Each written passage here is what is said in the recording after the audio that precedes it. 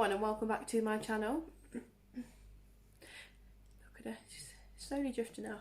So today I wanted to talk about my induction story and my delivery story. So this is baby Felicity. She was born on Friday the 13th of March at 1:24 in the morning by emergency C-section. And I delivered her at 37 weeks and 2 days. I went in to be induced at 37 weeks exactly and had her 36 hours later. It was a very long 36 hours of my life. So just a kind of quick backstory, which I am going to touch up more on in a separate video. Felicity was born at £5.3 because she was growth restricted. We found out through growth scans from 28 weeks onwards. It was more a placental issue. It wasn't a maternal issue from a very early age, which is what most IUGR babies that are much smaller than her are. Even though she was £5.3, a lot of women in the support group that I was in were having babies in like the £3-4 pounds with the severe intrauterine growth restriction. She just was lacking on her stomach, so her stomach was measuring, I think by the end, 3.5 weeks behind, and it was dropping off at certain points.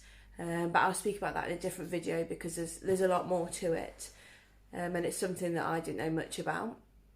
So I had a growth scan at 36 weeks. I was originally going to be induced at 39 weeks. However, because of the growth scan at 36 weeks, we decided that she needed to come out a week later. So I rang up the maternity ward at 37 weeks and I ended up going in at 2 o'clock in the afternoon. With most inductions, you stay upstairs on an induction ward. However, because she was a high-risk small baby, I stayed in the delivery suite for the whole time, which was quite nice actually. You had your own room, your own bathroom, so that was really nice. So I went in at 4 o'clock in the afternoon. No, I went in at 2 o'clock in the afternoon, tell a lie. And I had the pessary inserted at 4 o'clock. It was quite busy at the time, and also she needed to pass an NST, so a non-stress test, for an hour before we could even start the process, which she did because she was happy throughout the whole thing, bless her. So I had the pessary inserted. The midwife was lovely. It didn't hurt at all. I was just relaxed. And once it was inserted, just chilled for a few hours, and then I would say about 4 hours later I started to feel a few twinges. I would kind of compare them to, say, mild period cramps in a way, but maybe a bit higher up. And also I felt the pessary is very dry inside you, and you can feel your kind of vaginal wall swelling around it, or at least I could anyway. That was I think one of the most painful parts, is your vagina felt so swollen.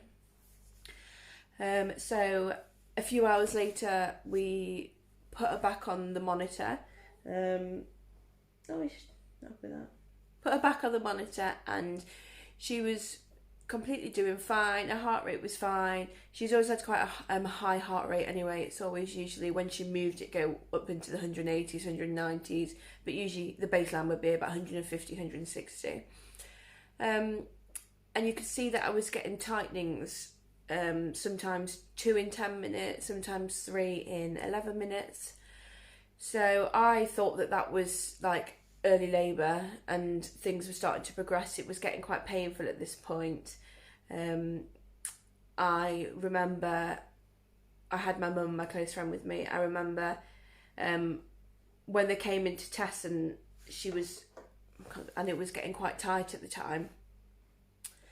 They had to give me some pain relief because I was just throwing up everywhere, and I think some of that was anxiety, but I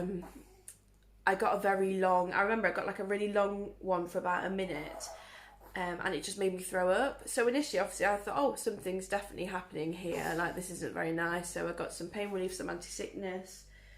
So that was okay for a while after that. With the pessary, unless you go into active labour, it stays in for 24 hours, and then you remove it after 24 hours, and then they'll check you to see where you're at. So my plan was throughout the induction that I really wanted to get into the bath. Like, the bath is where is my second home. I literally lived in the bath throughout my pregnancy, and I still do. And this little one loves the bath as well, which is adorable.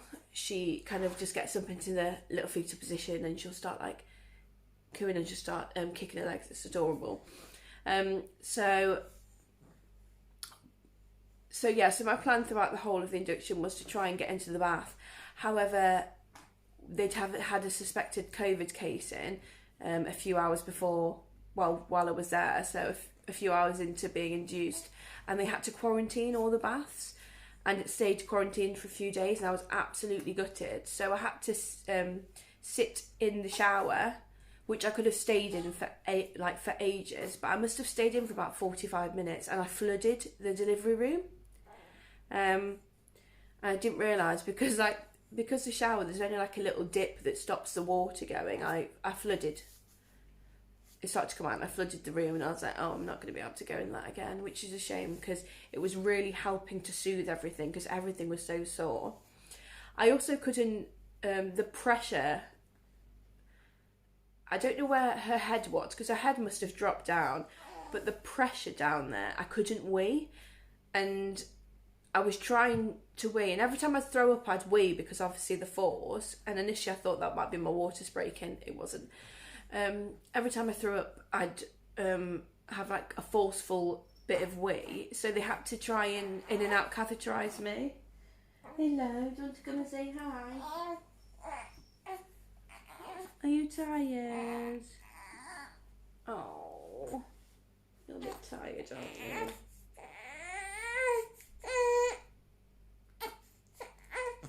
Yeah. She's due a little nap. Bless her. So they had to catheterise me, and initially I was so scared to be catheterised, because I'd seen it done a lot of work and it looked really uncomfortable.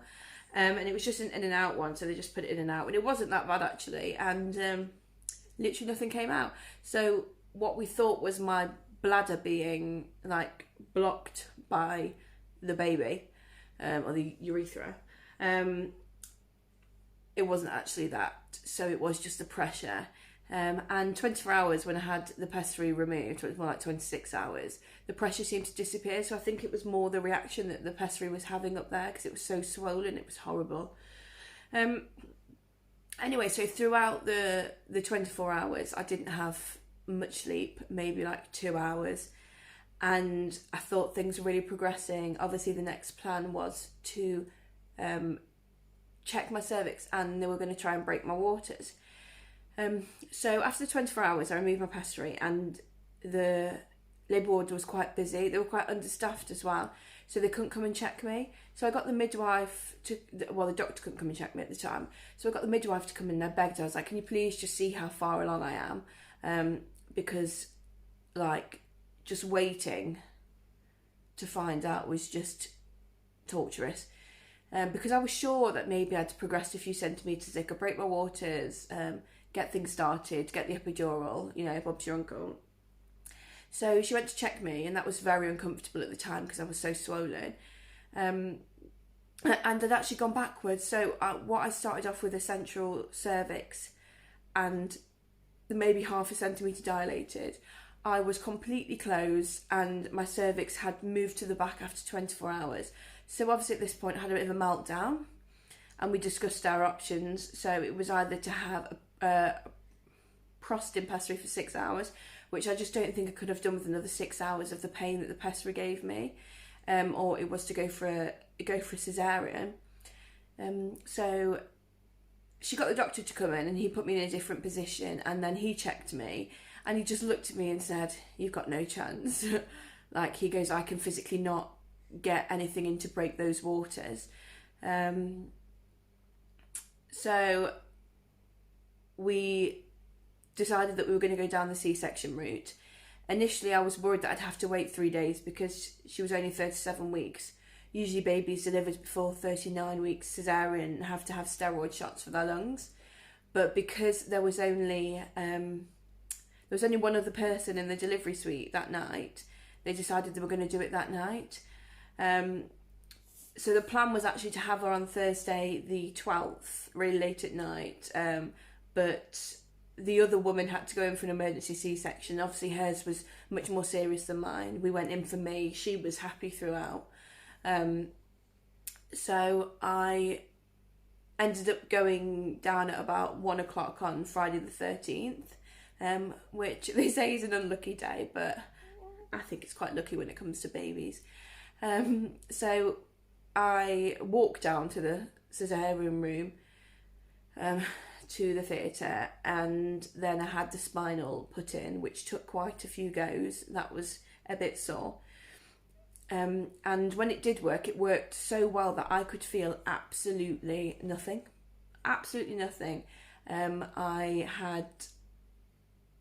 think they test you to see where you can feel, and I think from about here downwards, like the top of my breast, I couldn't feel anything.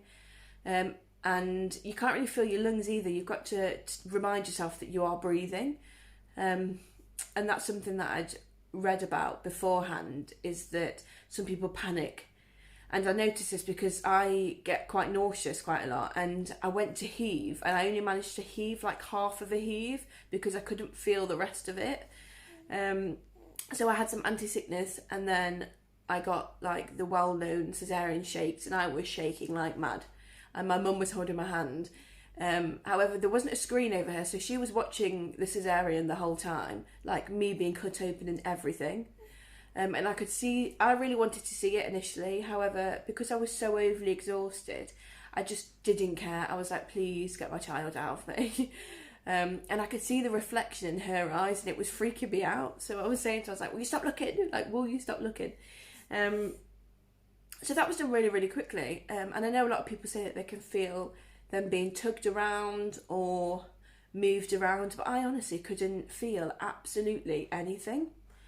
And then this child just appeared, and I was in like shock. I think both me and mum were in shock, and I think it was just being so overtired. We were just in shock, and I was like, oh my God.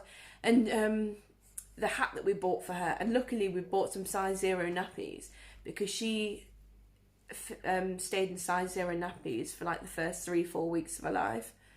And they're up to £5, and she came out of £5.3 because she's a really, really long baby. Her femur was measuring on the I think on the last scan it was on the 90th centile or something, 92nd centile. So she is really, really long. So it made her look even thinner. So I just remember the midwife going, oh, she is small. And luckily, obviously I think they all are, but she was intensive trained anyway, just in case there was an issue. And I think that's what I was so worried about, that because of how small she was, that she'd come out with some kind of breathing issues. However, she came out, she breathed on her own, she passed all of her blood sugars, and she was completely thriving. Like, she passed her hearing, she passed all of her tests. Like, she was extremely strong in her head, especially at 1 day old. The doctor was really surprised. So she passed all of them with flying colours, and that was great. Obviously, we went into the recovery room straight afterwards, and the midwife tried to get her to latch onto my breast. And I think what we've noticed now, because she's never been able to latch, hence why she is bottle fed now, because she couldn't latch within the hour. So we did try up to an hour after delivery. She had to be bottle fed, which she was topped up from birth because she was so small. We had to, and the colostrum wasn't enough. We had to bottle feed her, top up alongside breastfeeding.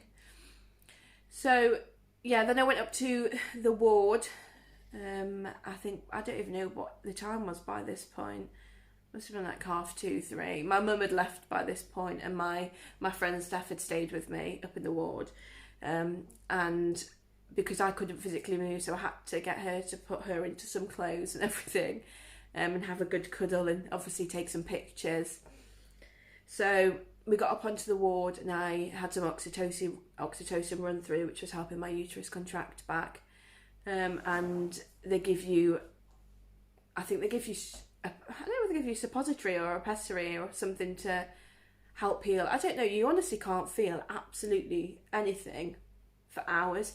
And it's weird because my brain was I hated it. My brain was trying to tell my legs to move, and I physically couldn't move them. And I remember a few hours afterwards, I could literally etch them a little bit. And when the ward staff come in to change your pad, because obviously you've been bleeding a lot, it's funny because you're watching them move your legs like to the side to change you, and you're just watching these legs lift, and you can't feel them, and it's the strangest thing I've ever experienced. And obviously you have a catheter in as well. So because she was small, I had to stay in from Friday morning until Monday. So I was discharged on Monday, so I stayed in all weekend. I ended up getting put into my own room because we had to check that she was gaining weight. So we had her blood sugars done multiple times, and they were all fine. We had she was a bit jaundiced. We had her bilirubin checked, and it was a bit high on the first time we checked it, but not high enough. It was just below the line that she needed any kind of phototherapy, what's called. So they have to check it, I think 12 hours later or something, and it had gone down. So that was fine, and she did stay jaundiced for about a week afterwards, before she started to clear up. So she'd passed all of that. They come round and check all the reflexes, check that nothing, like the hips are working okay, all of that kind of stuff. The hearing, everything was passed. And then she was weighed on the Monday, and she was £4.14 when she left. So if they lose, I think it was more than 10%, she would have to stay in, but it worked out to be like 6.8%, so we were able to go home. So yeah, that is where we're at. And she is, where is she? She's 7 weeks tomorrow. Yeah, well, she's 7 weeks at 1:24 in the morning tomorrow. And we had her weighed yesterday, and she was £8.15. So from the 4.14, she's put on £4 in 6.5 weeks, which is great. So she's thriving, minus the feeding problems, etc., that I will highlight in a separate video. That is basically how she came into this world. So thank you for listening.